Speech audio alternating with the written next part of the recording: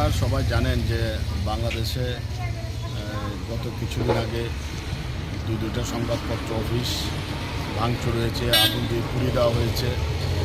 এর আগে ঢাকা প্রেস ক্লাবে, জাতীয় প্রেস ক্লাবের সম্পাদক সহ অনেককে গ্রেপ্তার করা হয়েছে, অনেককে হত্যা করা হয়েছে।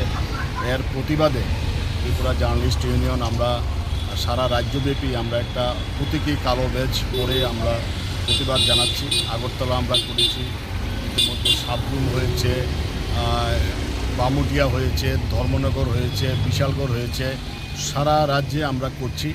আজকে আমাদের উদয়পুরে আমরা বড় পরিসরেই করার কথা ছিল, কিন্তু আমাদের জানেন যে আমাদের অধ্যক্ষ, বিধানসভার অধ্যক্ষ প্রয়াত হয়েছেন।